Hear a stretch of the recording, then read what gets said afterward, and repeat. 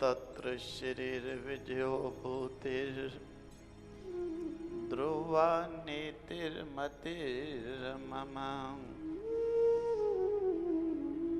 ध्रुवा नीतिर्मतिर्मम। बोलो आनंद कंद भगवान की जय। श्री कृष्ण गोविंद हरे मुरारे, हे नाथ नारायण वासुदेव। श्री कृष्ण गोविंद हरे मुरारे, हे नाथ नारायण वासुदेव। श्री कृष्ण गोविंद हरे मुरारे, हे नाथ नारायण वासुदेव। श्री कृष्ण गोविंद हरे मुरारे, हे नाथ नारायण वासुदेव। हे नाथ नारायण वासुदेव, हे नाथ नारायण वासुदेव। हे नाथ नारायण वासुदेव, हे नाथ नारायण वासुदेव। हे नाथ नारायण वासुदेव, हे नाथ नारायण वासुदेव। हे नाथ नारायण वासुदेव, हे नाथ नारायण वासुदेव। श्री कृष्ण गोविंद हरे मुरारे, हे नाथ नारायण वासुदेव। श्री कृष्ण गोविंद हरे मुरारे, हे नाथ नारायण वासुदेव। श्री कृष्ण गोविंद हरे मुरारे, हे नाथ नारायण वासुदेव। श्री कृष्ण गोविंद हरे मुरारे, हे नाथ नारायण वासुदेव। हे नाथ नारायण वासुदेव, हे नाथ नारायण वासुदेव। हे नाथ नारायण वासुदेव, हे नाथ नारायण वासुदेव। हे नाथ नारायण वासुदेव, हे नाथ नारायण वासुदेव। हे नाथ नारायण वासुदेव, हे नाथ नारायण वासुदेव। श्री कृष्ण गोविंद हरे मुरारे, हे नाथ नारायण वासुदेव।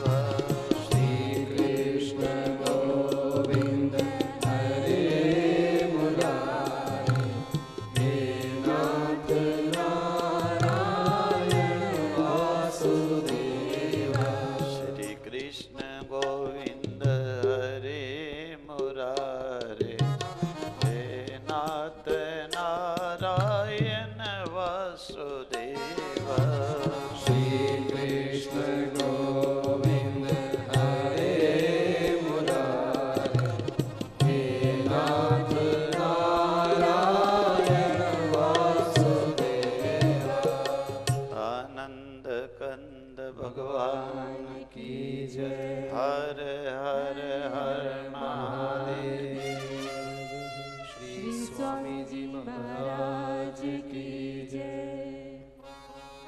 उपस्थित संत वृंद तथा धर्मानुरागी भक्तजन, भक्ति स्वरूपा माताएं, आज इस ज्ञान यज्ञ के द्वितीय दिवस के अवसर पर शेष भाग राजा परीक्षित का प्रसंग और सुखदेव जी महाराज का कथा आरंभ, ब्रह्मा जी की उत्पत्ति,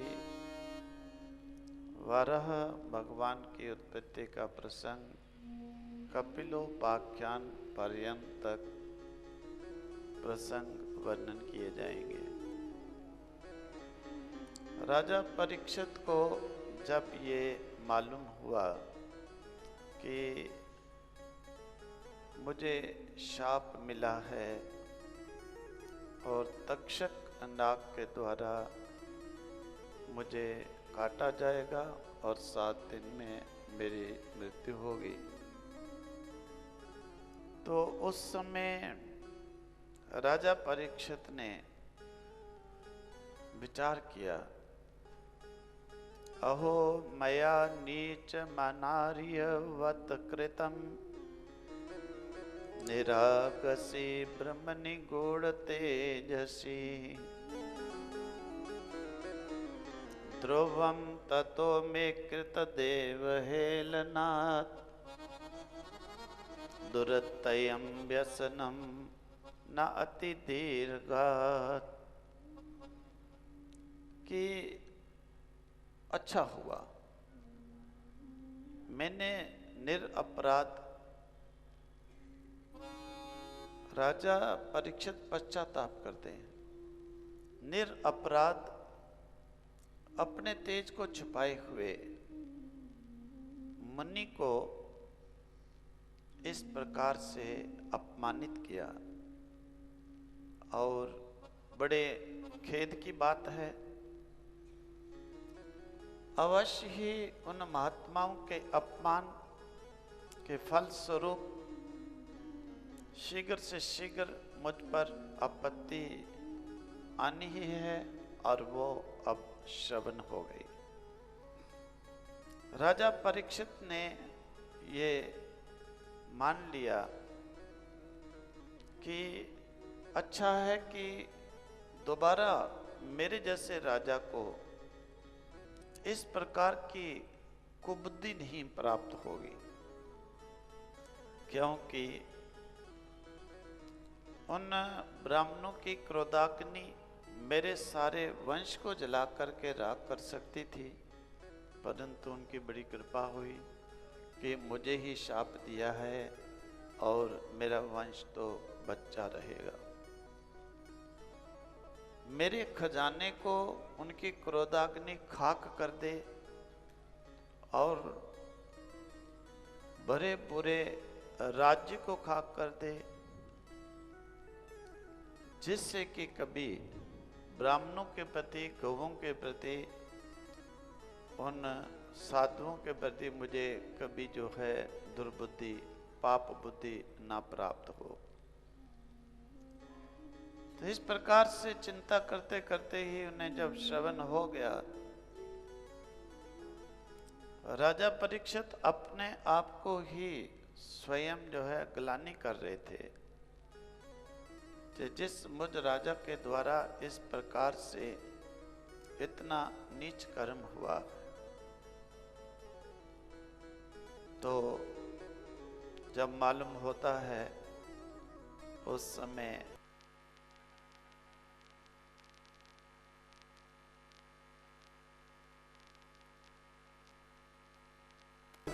इस शाप को कोई भी नष्ट तो कर नहीं सकेगा।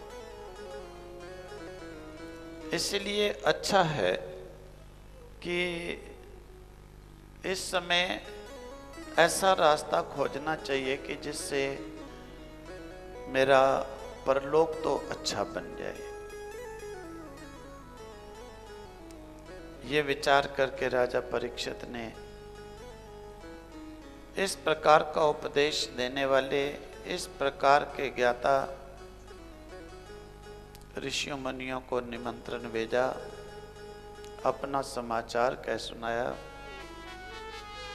मेरा ये शरीर शाप के द्वारा दग्ध है, आओ ऋषियों मुझ पर कृपा करो, मुझको कोई रास्ता बताओ जिससे कि ये लोग तो मेरा अब गया, अगला लोग किसी प्रकार से बचा रहे। देखो, राजा परीक्षित के फिर भी भगवान श्री कृष्ण के चरणों के अंदर प्रेम होने के कारण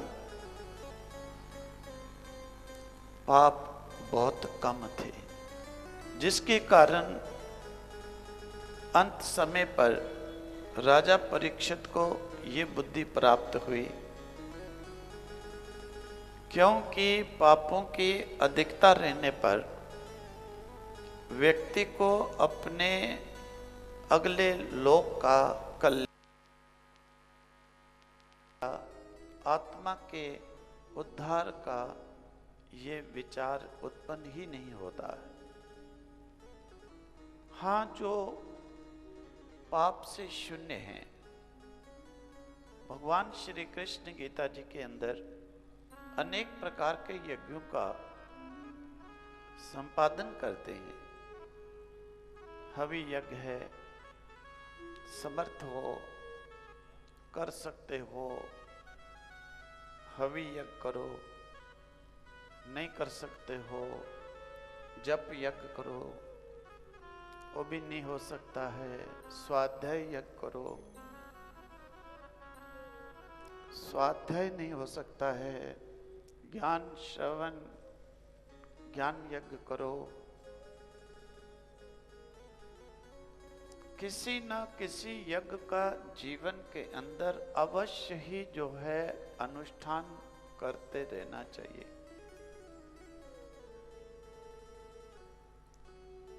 क्योंकि भगवान भी कहते हैं, एते यज्ञ क्षपित कल्मषा।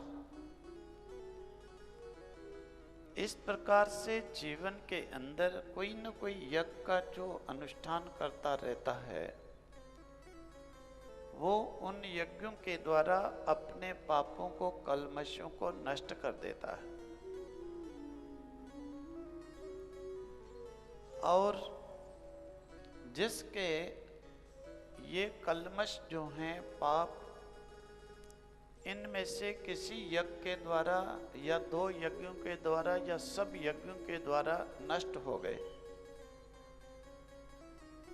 फिर उन्हें क्या होता है, उनके अंदर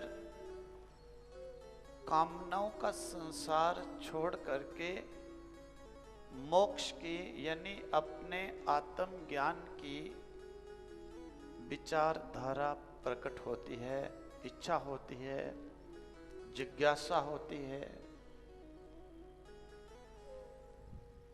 और पापों के रहते हुए व्यक्ति को कभी भी ये जिज्ञासा नहीं हो सकती है। इसीलिए पापों को पहली तो ये बात है, करने से बचे।